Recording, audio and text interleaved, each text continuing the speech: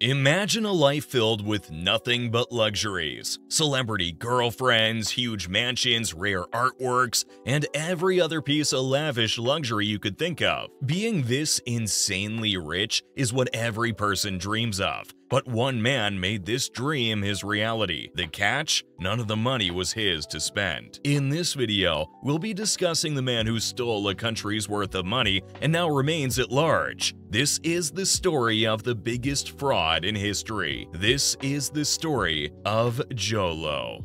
Early life.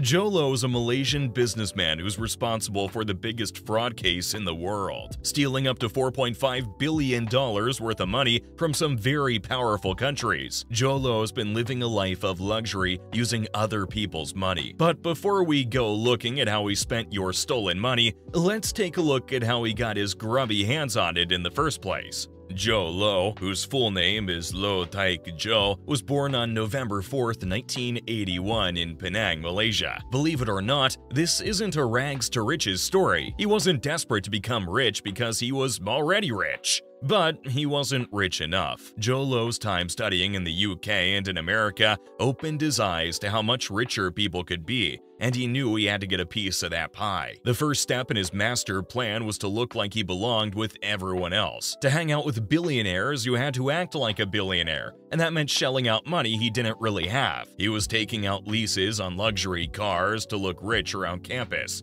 and throwing wild mansion parties using borrowed money. While the whole scheme sounds like something out of The Great Gatsby, surprisingly, it paid off. All of his networking under the false persona of a billionaire had caught the eyes of some powerful people, and it's these powerful people that would lead him to his $4.5 billion.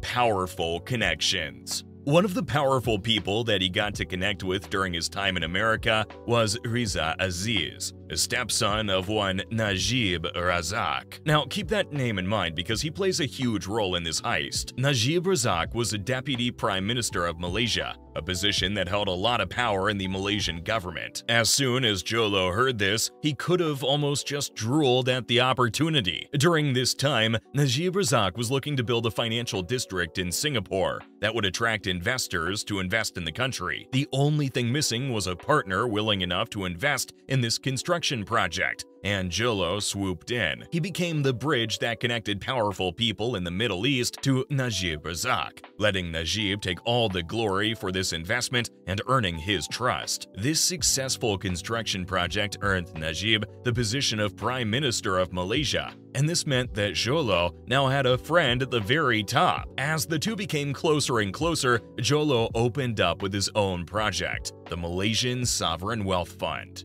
Sovereign wealth.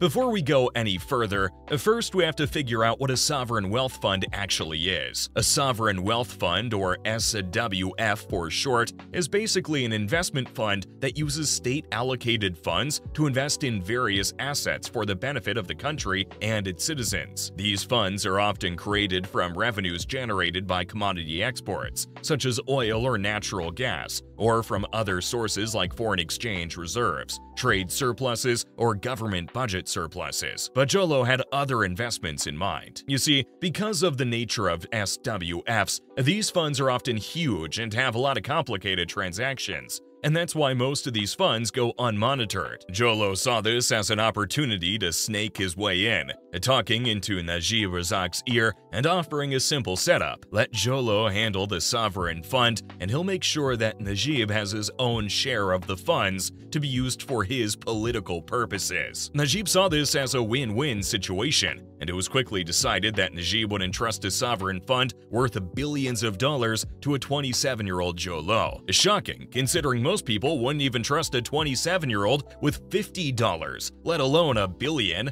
But Najib was blinded by trust and greed, and soon their barrel of money would be born. One Malaysia Development Berhad, or 1MDB, was established in 2009, and the rest is painful history. First deposit.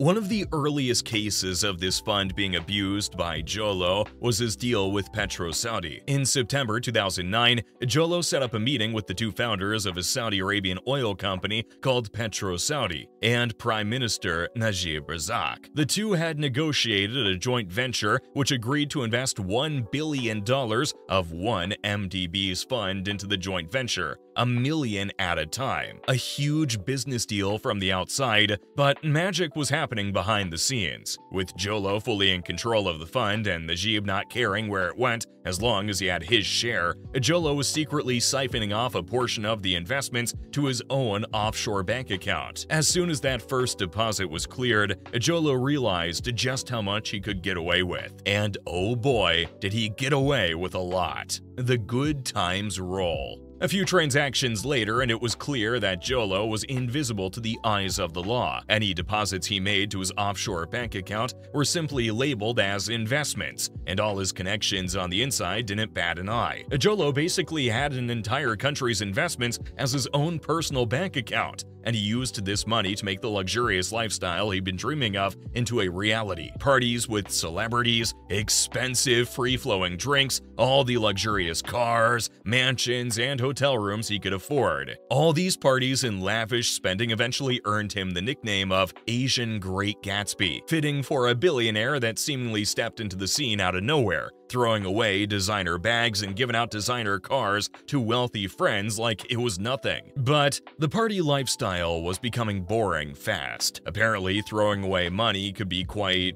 dull. Sure wish I knew that feeling. It should have been me, not him! It's not fair!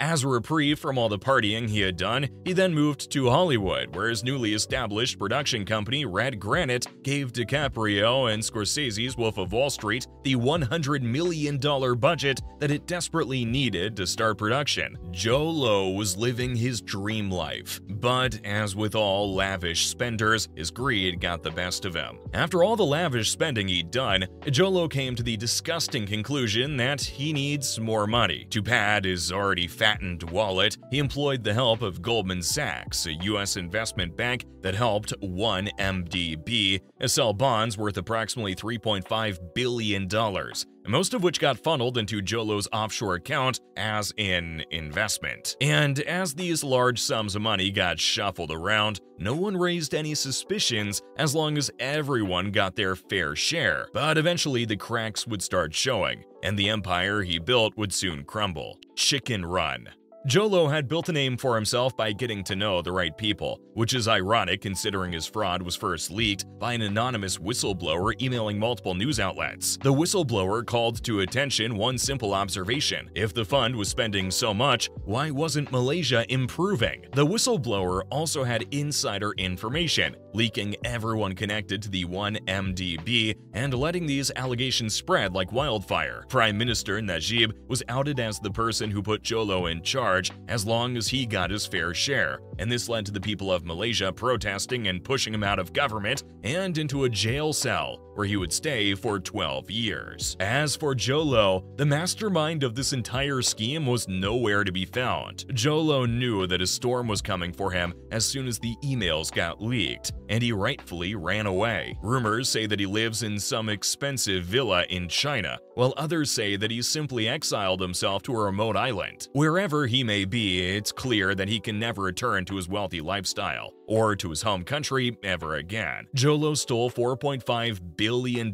away from Malaysia, and with it the money and dreams of the Malaysian people. Only time will tell if Jolo finally faces the music, but you can't help but wonder what would have happened if he weren't so greedy.